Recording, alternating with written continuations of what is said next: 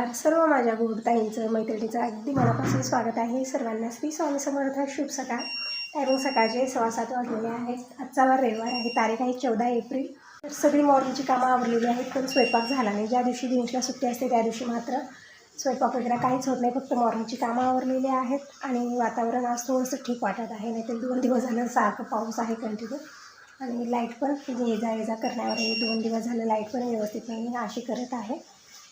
आणि हे कुंडी बघत आहे, रात्री घेऊन आलेले आहेत, तर त्याला पण मला आज व्यवस्थित ठेवायचं आहे। किचनमध्ये थोडीफार कामं आहेत ते पण आवरायचे आहेत।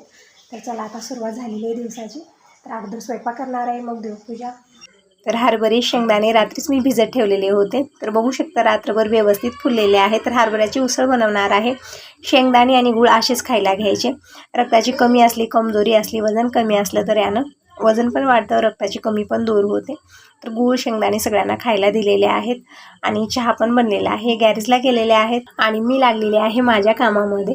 तर स्वयंपाक आणखीन झालेला नाही। आज विचार करते की काहीतरी नाश्त्याला बनवावं, प्लस यांचा रविवारचा उपवास पण आहे, तर पोहेच बनवणार आहे। तर थोडा वेळ वातावरणाचा एन्जॉय घेत आहे। म्हणजे सकाळ सकाळचं वातावरण खूप छान होतं। आपण दिवसभर नुसत्या दगदगीत गरमीत राहतो, पण सकाळी सकाळी जे आहे ना छान वातावरण होतं, तितकी गरमी नसते, छान वातावरण असतं। तर दिनेश इकडं काय करत आहे, तर फुलं आणण्यासाठी पाठवलेले आहेत आणि बघत आहे मम्मी पूर्ण चिखल झालेला आहे, जाताच येत नाही तिकडं। म्हणजे 2-3 दिवस झाले इतकं भयानक पाऊस आहे, वातावरण एकदम बिघडलेलं होतं, पण आज थोडंसं ठीकठाक वाटत आहे। पण यावेळेस जे आहे ना वातावरण ठीकच असतं, पण जसं इव्हनिंगची वेळ व्हायला लागली की मग तसं भयानक हवा असते आणि त्यामध्ये पाऊस पण तसाच वेडान वाकडा असतो। त्यामुळे पूर्ण घरची परिस्थिती बिघडलेली आहे। पूर्ण घरात धूळ अशी झालेली आहे, ते पण मला सगळं पुसायचं आहे। तर बघूया आता निवांत। अगोदर मी स्वयंपाक करायला सुरुवात केलेली आहे। तर इकडं मी घेतलेली आहे डाळ। आज विचार होता माझा की पोहे तर नाश्त्याला बनणार आहेत, पण मी फळं बनवण्याचा विचार करत होते, त्यामुळे डाळ थोडीशी जास्त घेतली। म्हणजे 2 कप तुरीची डाळ घेतलेली आहे, स्वच्छ धुवली आणि कुकरला लावलेली आहे। जोपर्यंत डाळ शिजत आहे तोपर्यंत मी बाकीची तयारी करून घेते। तर दिनेशला म्हणलं आज तू देवपूजा कर, तोपर्यंत मी झाडं जे आणलेले ते कुंडे बघू शकता, खूप छान फ्लावर आहे त्यामध्ये गुलाबाचे। म्हणजे अगोदर यांनी व्हिडिओ कॉल केलेला होता तिथे गेल्यानंतर, तर एकदम अशी पिवळी जरद मोठी मोठी जी सूर्यफूलची फुलं असतात ना तशी ते घेऊन येत होते। तर मी म्हटलं ते नको, तितके व्यवस्थित दिसणार नाहीत, कारण त्याचा रंग तर पिवळा होता, त्यामध्ये ते फुलं इतके मोठे होते। सूर्यफूलची फुलं खूप मोठे असतात, तितके ते शोभून दिसतच नव्हते। तर म्हटलं गुलाबाचे घेऊन या, छान दिसत होते ते। तर गुलाबाचे 2 कुंडे रात्रीच घेऊन आलेले आहेत, म्हणजे कुठल्या तरी कामालाही गेलेले होते आणि येताच घेऊन आले। म्हणजे ज्या दिवशी आपल्याला आणायचं आहे आणि सोबत घेऊन जावं त्या दिवशी येत नाही ते, त्यांना कुठली तरी कामं येतात त्याच वेळेत, कधीच येणार नाहीत वेळेत। पण ज्यावेळेस मी सोबत नसेल आणि ते कुठल्या तरी कामासाठी तिथं गेलेले असले आणि दिसलं छान कुठलं तर घेऊन येणार, तसं झालं होतं। आणि हे चांगलं झालं की रात्री व्हिडिओ कॉल केलेला होता, तसेच नाही घेऊन आले, तर मला परत करावंच लागलं असतं, कारण ते सूर्यफूलचे फुलं आणण्यास रेडी झालेले होते आणि एकदम असे वाटत होते ना मोठे, आणि त्याचा रंग एक पिवळा। त्यामुळे म्हटलं आपल्या घरी काय असतं ना, समोरून धूळ खूप येते, मग ते पिवळा रंग जे आहे ना खूप लवकर खराब होतो, धूळ दिसून येते त्यावरती। म्हणून मी म्हटलं जे गुलाबाचे फ्लावर आहेत ना खूप सुंदर दिसत होते, रंग पण खूप छान आहे त्याचा, तेच घेऊन या। तर तेच रात्री कुंडे घेऊन आलेले आहेत। तर दिनेशला म्हणलं तू आज देवपूजा करून घे, म्हणजे मुलांनाही सवय असली पाहिजे। आपण ज्या दिवशी मुलांना सुट्टी असते, म्हणजे दररोज तर कॉलेज असतं, कधी सुट्टी नसते घरकामं करण्यासाठी, पण ज्या दिवशी सुट्टी असते त्या दिवशी मात्र मी प्रत्येक गोष्टीमध्ये मुलांना मी घरकामात घेत असते। ते किचनचं असो, देवपूजेचं असो किंवा बाहेरची कुठली कामं असो, म्हणजे आपली जी घरची छोटी छोटी कामं असतात ना त्यामध्ये मुलांना घेत गेलो तर त्यांना पण एक सवय होऊन जाते। कधी आपण घरी नसलो, कुठेतरी अडीअडचण असली, कुठं बाहेर गेलेलं असलो, तर त्या वेळेमध्ये ना मुलं ही कामं स्वतःहून करावी, म्हणून मी सगळ्या कामामध्ये दीपक असो दिनेश असो दोघांनाही लहानपणापासून घेते। अचानक ही सवय होत नाही ताईंनो, लहानपणापासूनच आपल्याला मुलांना या कामामध्ये घ्यावं लागतं, तेव्हाच ते परफेक्ट होतात। आणि तसंच आहे, दीपक असो दिनेश असो प्रत्येक गोष्टीत परफेक्ट आहेत। त्यांना स्वयंपाकाचाही कंटाळा नाही करतात, तुम्ही बघत असता प्रत्येक गोष्टीची तयारी करून देत असतात। मला भाजी बनवायची आहे, कुठल्याही घाई गडबडीत आहे, तर सगळ्यामध्ये ते माझी मदत करत असतात। तर दिनेश देवपूजा करत आहे तोपर्यंत मी टी टेबल वगैरे स्वच्छ करून घेतलेला आहे, कारण तो खूप सारा पसारा मी ठेवलेला होता। म्हणजे जसं काम दिसलं की तसं खूप सारं आणून ठेवत असते, जसं हातात येईल तसं सगळं काढून व्यवस्थित ठेवलेलं आहे। टी टेबल स्वच्छ मी पुसून घेतलेला आहे। आणि हे जे फ्लावर आहे हे कुंडा इथं आणून ठेवलेला आहे, बघू शकता गुलाबाचे फुलं आहे, त्यामध्ये खूप सुंदर ते दिसत आहे। वरच्या साईडला एक छोटीशी चिमणी पण ठेवलेली आहे, खूप सुंदर ते वाटत आहे। तर मी एक जे कुंडा आहे ना टी टेबलवरती ठेवलेला आहे, तिथं पण एकदम सुनं वाटत आहे, कारण जेही आहेत फ्लावर आहेत आता कुंड्या आहेत सगळे मी शोकेसमध्ये ठेवलेले आहेत। परत तिकडं जे ग्लासचं शोकेस आहे तिकडं मी ठेवलेले आहेत। टी टेबलवरती फक्त एकच मी जे माशाचा हांडा आणलेला होता ते ठेवलेले, पण त्यामधल्या माशा जे आहेत ना ते मरून गेलेले आहेत, नाही आहेत, फक्त पाणी भरून त्यामध्ये फ्लावर आहे, तसंच मी ठेवलेलं आहे। आता बघूया एखादी माशा भेटला तर त्यामध्ये ठेवणार आहे। कारण त्यामध्ये फक्त 2च माशा होत्या आणि त्यासोबत दिलेलं होतं खाऊ. मला माहिती झालं नाही की ते खाऊ कशा पद्धतीने टाकायचं आहे, तर मी काय केलं, थोडंसं जास्त टाकत गेले कारण ते माशा खात होत्या म्हणून टाकलं मी.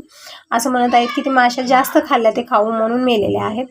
अगोदर मला माहिती नव्हतं, त्यामुळे हा सगळा गोंधळ झाला. आता परत मी माशा आणायला लावणार आहे आणि यामध्ये सोडणार आहे कारण एकदम सुनं ते वाटत आहे. तर अशा प्रकारे इथे एक मी कुंडा ठेवलेला आहे आणि इकडच्या साईडला एक ठेवलेला आहे, म्हणजे शोकेसवरती एक ठेवलेला आहे.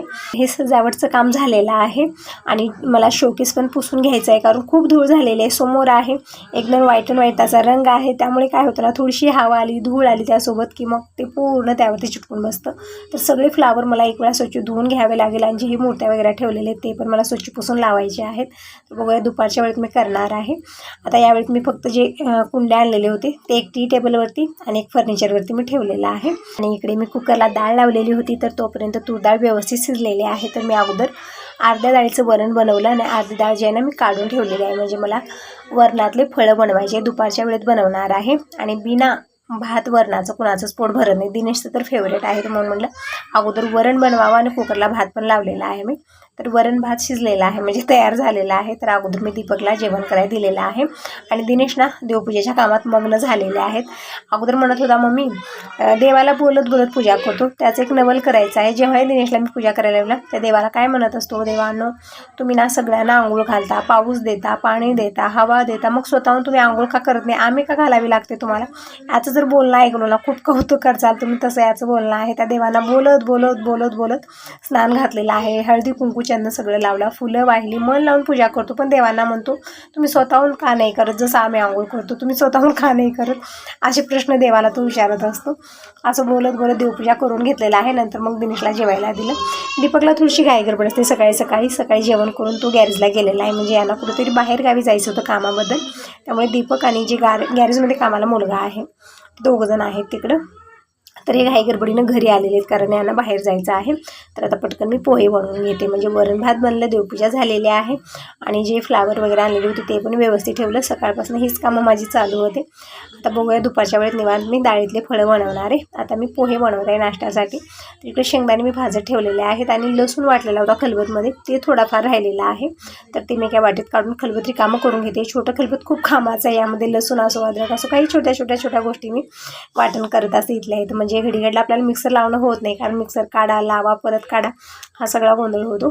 तर इकडं मी शेंगदाणे जे आहेत ना ह्या खलबतमध्ये टाकलेले आहेत, म्हणजे निवांत वाटून घेणार आहे. तोपर्यंत मी फोडणी तयार करते. पोहे पण इकडं मी ग्लासभर घेतलेला आहे, स्वच्छ धुवून ठेवलेले आहेत म्हणजे भिजत राहतील. आणि इकडं माझी बडबड चालू आहे. घरी आल्यानंतर ना खूप घाई गडबड करत असतात, झालं की नाही, नाहीतर मी परत जाऊन येतो, मी तोपर्यंत तू करून ठेव, असं यांचं चालतं. पण एक वेळा गेले की मग लवकर येणार नाही. मग म्हणलं तुम्ही मला फक्त 5च मिनिट द्या, 5 मिनिटामध्येच मी पोहे तयार करून देते. तोपर्यंत बसलेले आहेत. लाडू दिलेले आहे, रवा लाडू जेव्हा मी बनवलेले होते, आणखीन 2-3 राहिलेले आहेत, तर तेच दिलेलं होतं. तर न म्हणत होते, म्हणजे गोड खायला त्यांना तितकं आवडत नाही. तर इकडं मी पोहे भिजवून घेतलेले आहेत आणि इकडं कढईमध्ये मी 2 चमचे तेल घेतलं, मोहरी जिरे टाकलं, कढीपत्ता टाकलेला आहे आणि 2 मोठे कांदे मी टाकलेले तेलामध्ये परतून घेत आहे. जोपर्यंत कांदा हलकासा मऊ होतो आहे तोपर्यंत मी इकडं बाकीची तयारी करून घेत आहे. जे शेंगदाणे आहेत ना ते अगोदर मी खलबतमध्ये टाकले. आता ते वाटण करण्यासाठी मला भरपूर वेळ लागणार होता कारण खलबत छोटा आहे. तर मी काय केलं, डाळ अगोदर वाटून घेतला आणि जे शेंगदाणे मी भाजीसाठी वाटून करून ठेवलेले होते ते यामध्ये टाकलं आणि दोन्ही मी एकत्र वाटून घेतलेलं आहे. तोपर्यंत इकडं कांदा पण हलकासा मऊ झालेला आहे. तर इकडं पोह्यामध्ये मी चवीपुरतं मीठ टाकून मिक्स करून घेतलं आणि ही जी फोडणी तयार होत आहे त्यामध्ये चुटकीभर साखर टाकलेली आहे, म्हणजे पोह्याला चव खूप छान येते. नंतर मी कोथिंबीर टाकली, अर्धा चमचा हळदी पावडर टाकलेली आहे, परतून घेतलं. नंतर मी टोमॅटो टाकलेले आहेत, परतून घेतलेलं आहे. आणि इकडे जे पोहे आहेत भिजवले चवीपुरतं मीठ आणि हे शेंगदाणे आणि डाळ जे वाटण आपण केलेलं आहे ते टाकायचं आहे. छान मिक्स करून घ्यायचं आहे. आज ना थोडासा आवाज येत असेल, गलगल आवाज येत असेल, तुम्हाला डिस्टर्ब होत असेल, त्याबद्दल सॉरी म्हणत आहे. कारण कल्पना आलेली आहे आणि सौम्य आणि आयुष आणि दीपक दिनेश इतका गोंधळ घालत आहे ना, खूप गोंधळ, खूप मस्ती चालू आहे त्यांची बाहेर, त्यामुळे खूप आवाज येत आहे. तर इकडं फोडणी तयार झाली, त्यामध्ये मी भिजवलेले पोहे टाकलेले आहेत. आणि आज पोह्यामध्ये कलर का असा आलेला आहे कारण मी लाल मिरची पावडर टाकली, हिरवी मिरची संपलेली आहे माझ्या लक्षातच राहिलं नाही, तर लाल मिरची टाकली. पण खूप छान टेस्टी पोहे बनलेले होते. जसं फोडणी तयार झाली पोहे टाकले, लाल मिरची पावडर टाकली, परतून घेतलं आणि थोडा वेळ कमी गॅसवरती झाकून ठेवलेला आहे. पोहे बनवून तयार झालेले आहेत. यांना खूप घाई गडबड होती, तर अगोदर मी पोहे दिलेले आहे त्यांना, मी पण घेतलेले आहे सोबत. म्हणजे आता देवपूजा वगैरे झालेली आहे, माझी पण थोडीफार कामं आवरलेली आहेत. आणि ही जी आपली कामं असतात ना किचनची असो बाहेरची असो, दिवसभर सरतच नाहीत. मग हे जेव्हा घरी येतात त्यावेळेतच मी यांच्यासोबत खाऊन घेते, कारण नंतर एकट्याला खायचं मनही होत नाही आणि मला टॅबलेट पण घ्यायचे आहेत. अगोदरच्या व्हिडिओमध्ये खूप सारी तुमचे कमेंट आले की ताई तू विचार का करत आहेस, म्हणजे मी म्हणलेलं होतं की मला वॉशिंग मशीन घ्यायची आहे कारण जेव्हाही तब्येत वगैरे खराब झाली त्यावेळेत अशी परिस्थिती होते ना की मला उठून कुठली कामं करावीशी वाटत नाहीत. मग सगळी कामं जिथल्या तिथे राहतात, कपडे तिथंच राहतात आणि कपडे खूप सारे होऊन जातात, कुणालाच धुवायला जमत नाही आणि एखादी बाई घ्यावी तरी तर कुणीच बाया भेटत नाहीत, असा प्रकार आहे. त्यामुळे वॉशिंग मशीन घेणं खूप जरुरी आता वाटत आहे. तुम्ही म्हणत होता की ते आता विचार करू नको, तू घेऊनच टाक. एक ताई म्हणत होत्या 20 वर्ष झालं मी वापरत आहे वॉशिंग मशीन, अजिबात खराब झालेली नाही किंवा कपडे वगैरे निघत नाहीत, हा प्रॉब्लेम नाही आहे. तर हो, मी आता विचार केलेला आहे, निश्चयच केलेलं आहे मनामध्ये की मला घ्यायचंच आहे. तर असं पोहे वगैरे खाऊन झालेले आहेत आणि दिनशीकडे चॉकलेट खायला घेतलेलं आहे आणि चॉकलेट खाल्ल्यामुळे माझी तब्येत बिघडलेली आहे. म्हणजे आवाज आहे ना ते व्यवस्थित येत नाही, कारण सर्दी कमीच होत नाही, तुटतच नाही. चॉकलेट आणि जी तिळीच्या गोळ्या असतात ना ते ना सर्दी वाढवायचंच काम करतात आणि मला खूप आवडतात, माझे फेवरेट आहेत. म्हणून मी खूप सारे खाल्ले एका दिवशी आणि गार पाणी पिलं फ्रीजमधलं, त्यामुळे दुसऱ्या दिवशीच माझी तब्येत बिघडलेली होती. तर तब्येतीकडे थोडंसे दुर्लक्ष केलं की पटकन ताप येणं, सर्दी होणं, खोकला हा सगळा प्रॉब्लेम होत आहे. आणि दिनेशला खोकला खूप लागलेला होता, त्यामुळे मी रुचकीचं फूल दिलेलं होतं. तर एक ताई म्हणत होत्या की माझ्या मुलीला पण खूप खोकला लागलेला आहे, खूप दिवस झालं कमी होत नाही, तर ताई मी पण रुचकीचं फुलच देणार आहे. तर हो, थोडंसं काळजी घ्या, म्हणजे कसं आहे एकदम फूल तोडून देऊ नका, त्याच्या पाकळ्या ज्या आहेत ना तेच काढून द्यायचे, आपल्याला फुल पूर्ण द्यायचं नाही. साईडच्या जी पातळ पातळ पाकळ्या असतात ना ती गुळासोबत द्यायचं आहे. त्यानं खोकल्यामध्ये जे ना आराम होतोच होतो, गॅरंटी आहे. तर दिनेश गेलेला होता मार्केटला, म्हणजे दीपकचंही काहीतरी काम होतं त्यामुळे गेलेला होता. परत मी मिरच्या पण आणायला लावल्या, म्हणजे आज पोहे लाल मिरची पावडर टाकूनच मी बनवलेले होते, कारण हिरवी मिरची संपली हे माझ्या लक्षातच नाही. तर आता मी दिनेशला पाठवलेलं होतं, आणून दिलेलं आहे. आणि दीपक गॅरेजला गेलेला आहे आणि दिनेश लागलेला आहे घरकामामध्ये. म्हणजे हे जे फर्निचर आहे ना खूप धूळ झालेली दिसत नाही तितकी, पण खूप धूळ आलेली आहे यावरती. तर दिनेशला मला हे सगळं क्लीन करून घे, तोपर्यंत मी कपडे वगैरे धुवून घेते. म्हणजे जसं पोहे खाले टॅबलेट घेतले ना त्यावेळेस मला थोडीशी सुस्ती चढली आणि कुठलीच कामं करायचं मन झालं नाही. तुम्ही म्हणत असता की ताई थोडंसं आराम घे, तू किती कामं करते, तर तुमचं एकदम योग्य आहे. स्वतःची काळजी घेणं खूप खूप गरजेचं आहे ताईनो. तेव्हाच आपली जे ना जेव्हा आपली तब्येत ठीक आहे तेव्हाच आपण घरची कामं जे आहेत ना ते व्यवस्थित करू शकतो. जर तब्येत बिघडली तर कुठलंच काम आपलं व्यवस्थित होत नाही. हॉस्पिटलला जे जातो हे जरा करतो ते तर आणि वेगळंच राहिलं, असं आहे. तर इकडे दिनेशनं पूर्ण फर्निचर जे आहे ना ते खेळण वगैरे काढून, जे कुंडे फ्लावर मी ठेवले होते ते सगळे काढून व्यवस्थित पुसून घेतलेलं आहे. तोपर्यंत मी कपड्याचं कामही करून घेते. बघू शकता बकेट टप्प भरलेला आहे. आणखीन थोडेसे हँगरला कपडे आहेत ते मी घेतलेले नाही आहेत, कारण वातावरण ठीक राहत नाही त्यामुळे. आणि काल मी खूप सारे कपडे धुलेले होते, त्यामुळे जितके बाथरूममध्ये होते तितकेच मी घेतलेले. टप्प बकेट भरलेला आहे. तर लाईट नाही इकडं 2-3 दिवस झालं, कारण ज्या दिवशी वातावरण इतकं बिघडलेलं होतं ना तर इथं असं म्हणत आहेत की लाईटचे खांबं वगैरे सगळे उपसून पडलेले आहेत. आता ते लावण्यासाठी वगैरे खूप वेळ लागणार आहे, कारण जे आजूबाजूचे गाव आहेत तिथं पण लाईट नाही आहे. तर 2-3 दिवस झाले इकडे लाईट नाही आहे, त्यामुळे बोरवेल चालू होत नाही आणि वरच्या टाक्या रिकाम्या झालेल्या आहेत. पिण्यासाठी पाणी आपण घेऊन येतो थोडंफार, पण वापरण्यासाठी पाणी जास्त लागतं, कारण कपडे भांडे घर पुसणं हे येते यामध्ये भरपूर लागत असतं.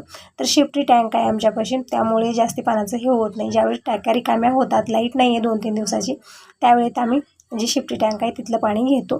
तर पाणी नसल्यामुळेही मी कपडे थोडे काढलेले आहे, जितके बाथरूममध्ये होते तितकेच घेतलेले आहेत. तर दिनेशनं मला टँकमधलं पाणी काढून दिलेलं आहे. तर मी कपडे धुवत आहे तोपर्यंत आत्या आलेल्या आहेत, म्हणजे दिनेश पडला हे त्यांना माहिती झालेलं आहे. तर आत्या आलेल्या आहेत, म्हणजे आज रविवार पण आहे, दिनेश पण घरी आहे, त्यामुळे आत्या बोलायला. तर मी कसे कपडे धुवून टाकले, कारण थोडासा लेट झाला. काय झालं ना, जसं पोहे वगैरे खाल्लो आम्ही, नाश्ता झाला, थोडा वेळ मी बोलत बसलेले होते. असं विचार केला की निवांत आपण कामे करूया. ज्या दिवशी मुलं घरी असतात त्या दिवशी ना थोडंसं असंच होतं, ते काहीतरी कुठल्या तरी कामात मला म्हणजे बोलण्यात गुंतावून टाकतात आणि माझी कामं जी आहेत ना जिथल्या तिथं राहतात. तसं झालेलं होतं.